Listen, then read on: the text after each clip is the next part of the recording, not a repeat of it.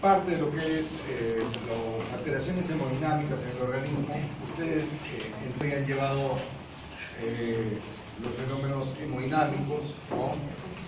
Y es bueno empezar definiendo, espero que no nos demoremos más de unos 15 minutos en ver esto, a ver, ¿no? ¿Qué es lo que conocemos como shock o choque, ¿no? Entonces, el shock es un colapso circulatorio, ¿no?, que resulta de la hipoperfusión, es decir, de la falta de sangre, ¿no?, y por lo tanto de la falta de oxigenación de las células, ¿no? A eso es a lo que se denomina shock, ¿no? Como podemos ver acá, ¿no?, podemos nosotros encontrar que esto básicamente tiene dos grandes orígenes, ¿no?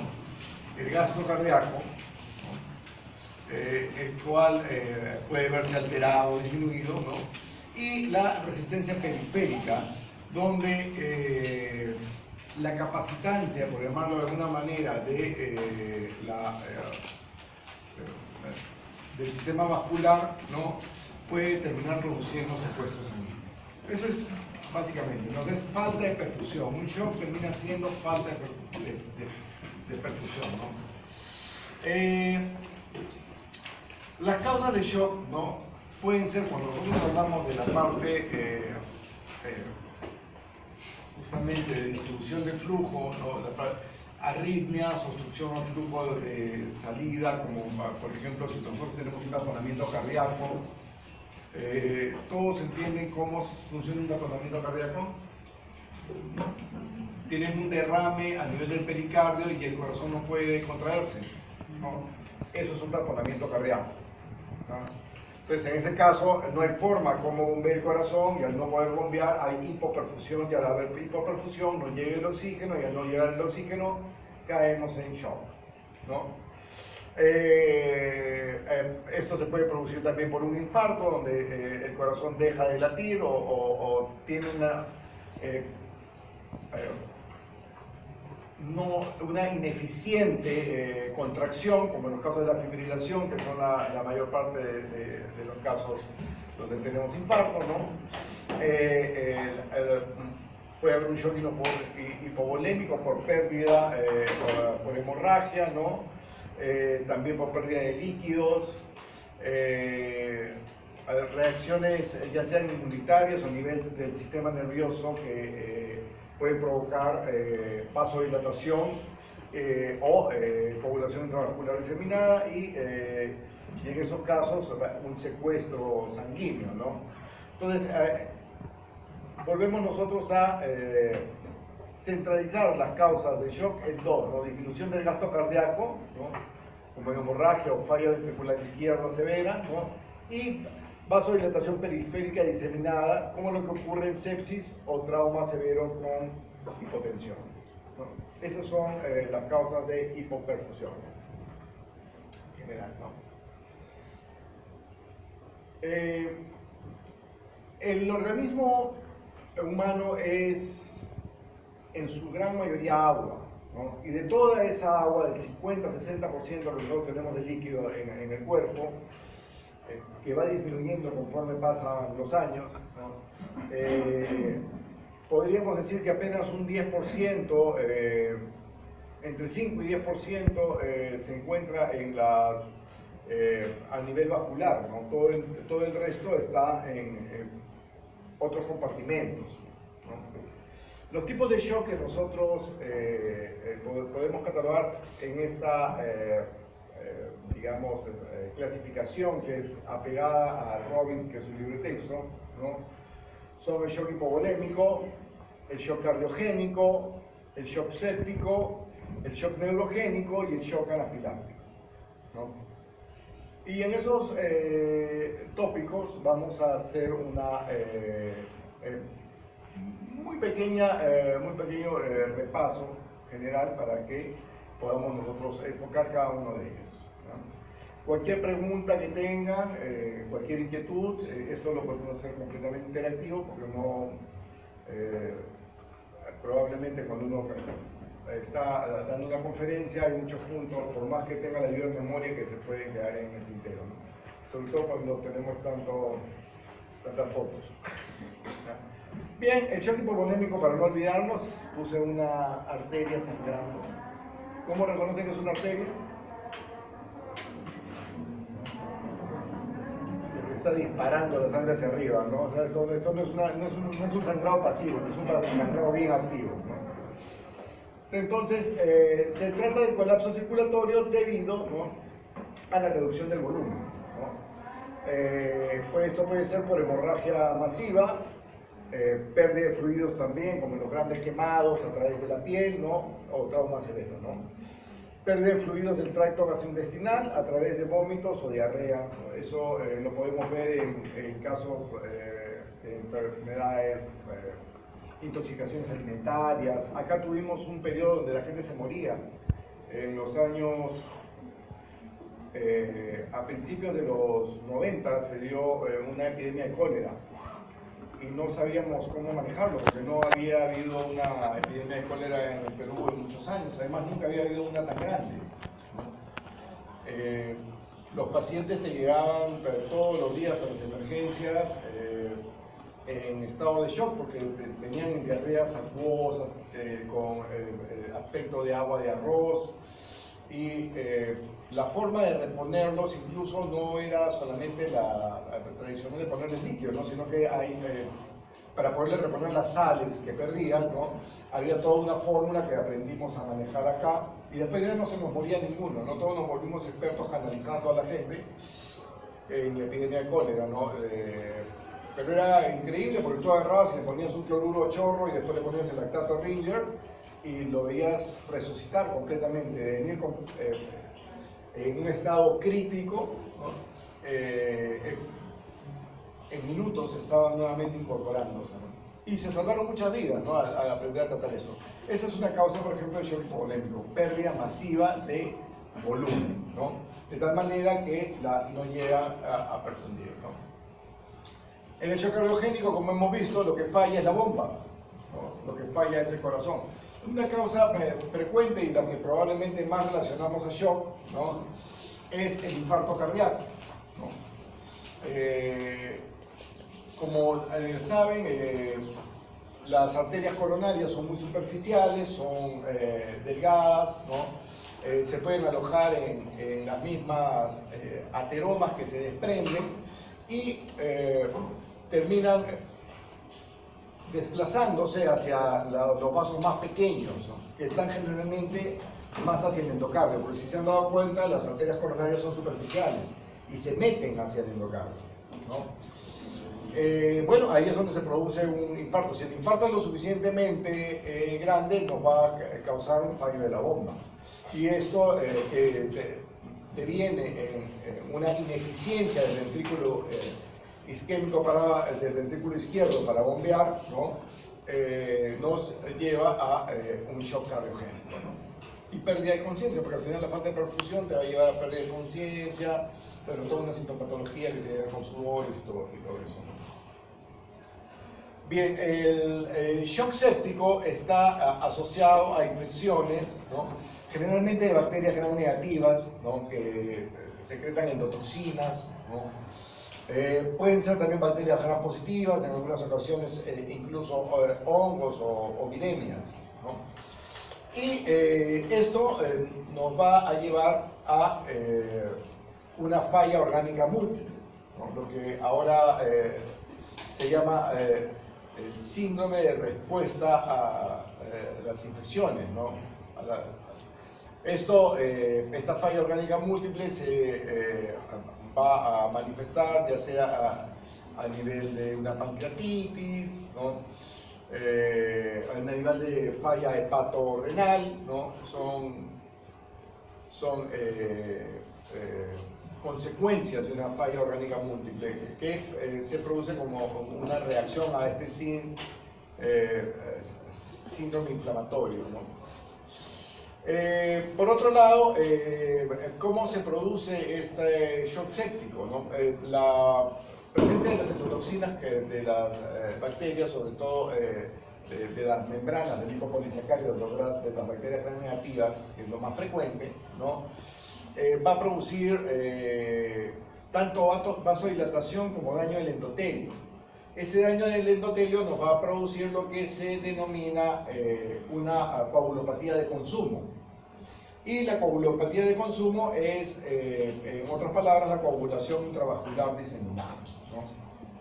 Entonces, esto no solamente nos va a provocar con la vasodilatación el secuestro sanguíneo, sino que la pérdida de elementos de la coagulación tan valiosos como el consumo de plaquetas y de factores de la coagulación que nos pueden llevar a una hemorragia, ¿no? Bueno, eso es más o menos en resumen lo que sucede cuando estamos frente a un shock séptico, ¿no?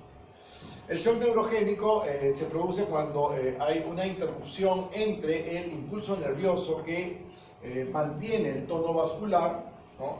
Y los músculos, ¿no?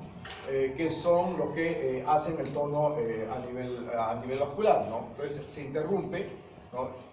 Y eso provoca un aumento de la capacitancia de los vasos con el consiguiente secuestro sanguíneo y el shock por hipoperfusión, ¿no? Esto se produce en traumatismos de médula, por ejemplo, ¿no? Se puede producir un shock neurogénico súbito, ¿no? En trauma severo, ¿no? Eso regresó.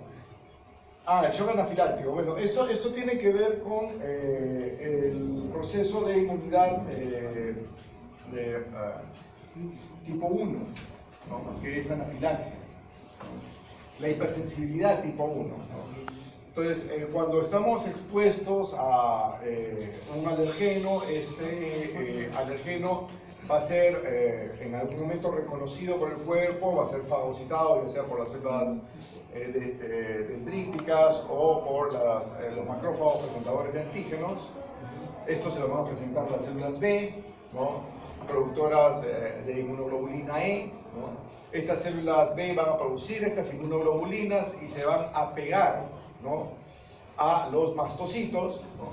Y en un segundo reconocimiento, la próxima vez que nos quedemos expuestos, ¿no? Eso es lo que pasa cuando, digamos, los casos de anafilaxia por un paciente llega, yo me acuerdo cuando fui internado en el 2 de mayo del 91, ¿no? Llegaron los chicos de la Universidad de Ica,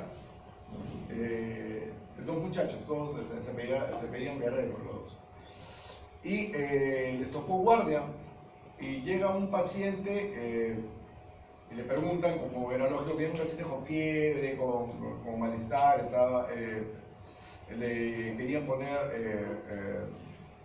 penicilina, ¿no? Y le preguntan, ¿se ha usted puesto penicilina anteriormente? Y el paciente dijo, sí, me ha puesto penicilina anteriormente. Entonces agarraron pingo, pusieron penicilina, no lo sacaron con nada, se murió, ¿no? Se murió en plena emergencia el primer día de la primera noche de su primera guardia, ¿no? Así empezaron su guardia. Y eso, bueno, y en eso estamos expuestos todos, ¿no? O sea, porque no necesariamente el haber tenido contacto con el alergeno te exime de desarrollar la respuesta inmunológica, ¿no? Es más, o sea, para que tú desarrolles la respuesta inmunológica, tienes que tener, ¿no? Los anticuerpos preformados, ¿no? De las inmunoglobulinas. En esos casos se degranulan los mastocitos, ¿no? Liberan histamina, que es un potente vasodilatador, y ese vasodilatador aumenta la capacitancia de los vasos, se produce el secuestro sanguíneo y la consiguiente shock anafiláctico con el traspaso de líquido a los espacios extravasculares y la generación de edema, que es lo que nosotros llamamos edema angiogénico, ¿no? Sí se ubican en la hinchazón de ojos, y lo mismo se da a nivel visceral, ¿no? A nivel de la laringe, ¿no? Llegando a morir por obstrucción de la glotis, no puedes respirar, ¿no? Y eso, la manera de contrarrestarlo, por lo más fácil es de adrenalina. inmediatamente.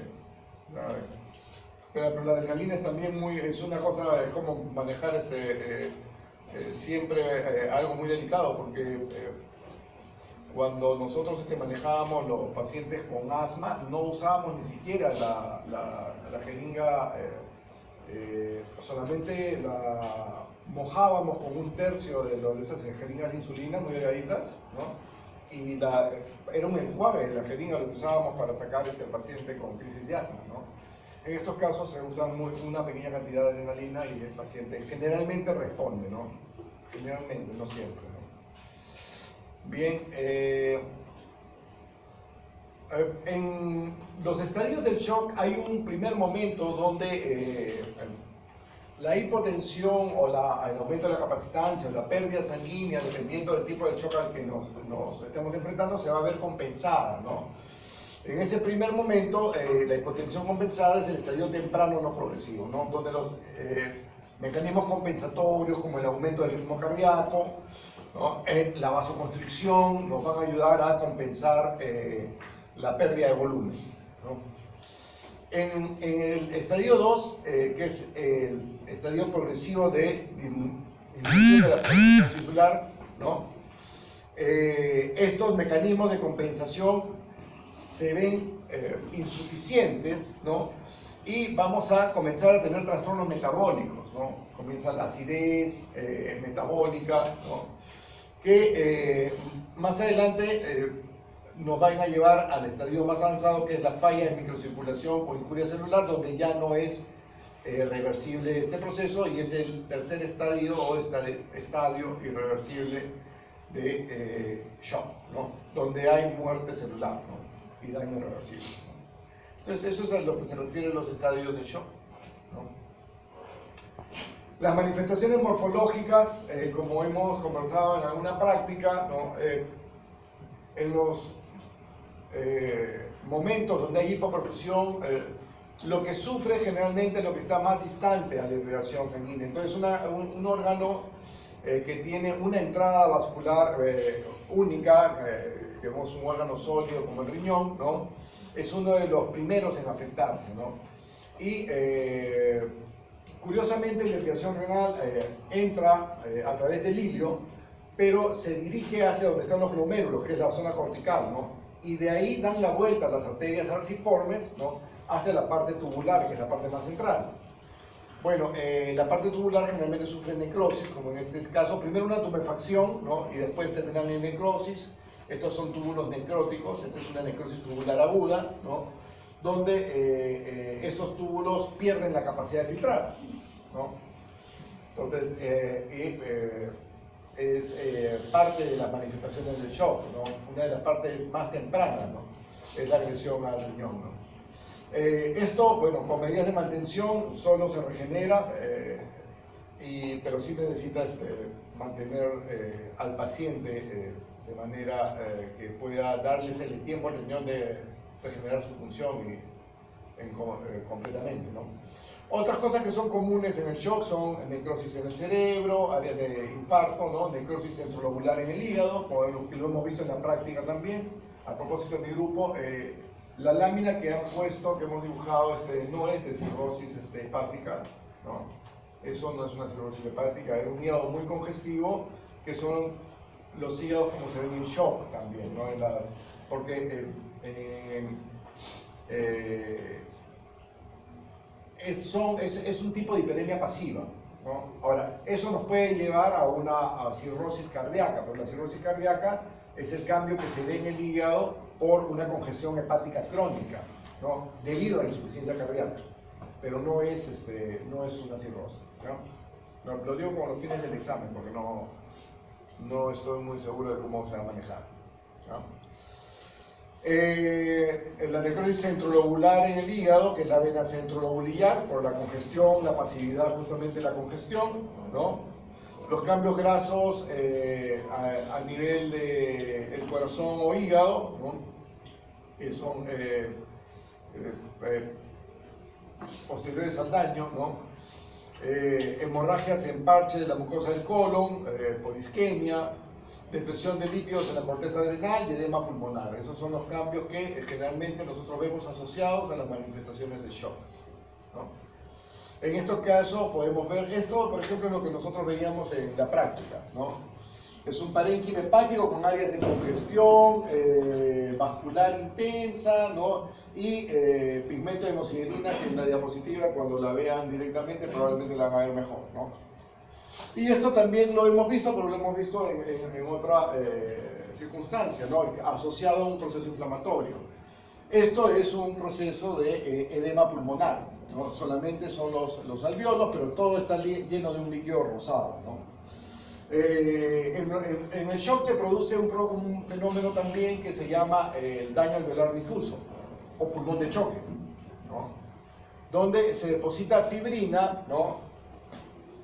Que se traspasa, transuda como el líquido, ¿no? Junto con los hematíes, y esa fibrina se convierte en una membrana.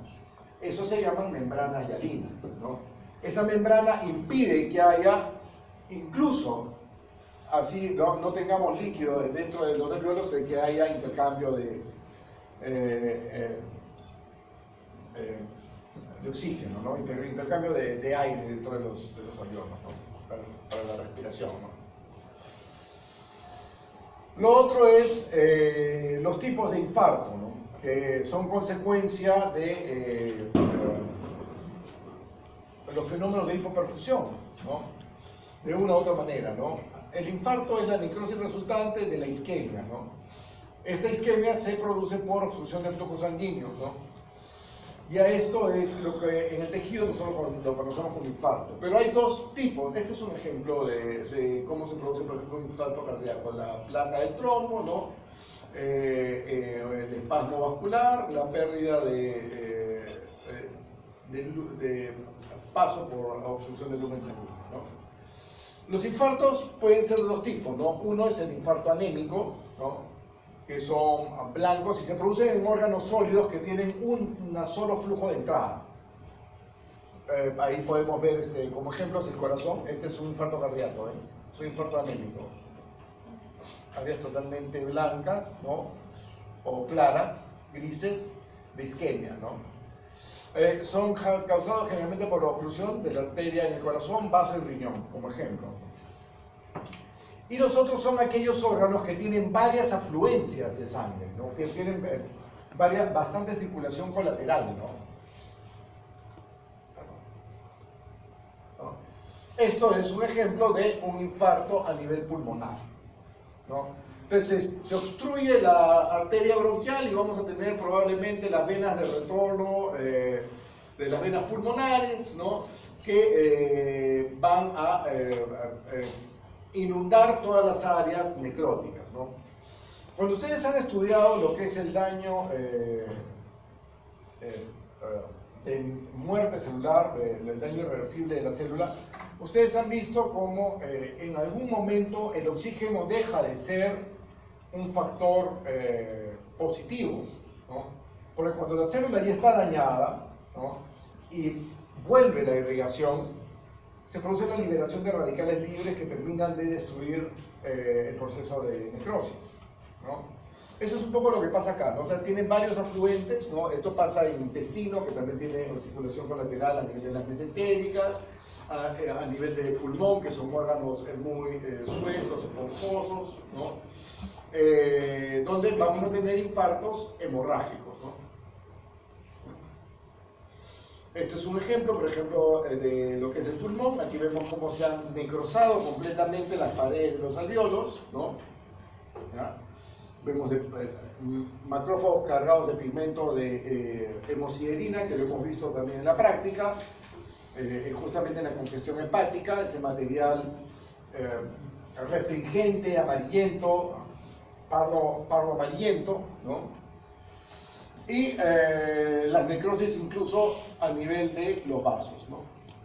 Y el otro ejemplo es este infarto pálido con una necrosis tubular, ¿no? Donde se ha obstruido el flujo a nivel renal, pero vemos como esto no es inundado por sangre porque son órganos sólidos con una sola entrada de sangre, ¿no? un solo aporte sanguíneo. Entonces, en un segmento se ha obstruido y vemos cómo se vuelve pálido y hay la total necrosis tubular en esta área, ¿no?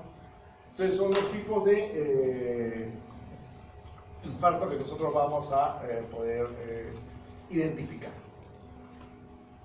Bien, ese es el tema que me tocaba conversar hoy día.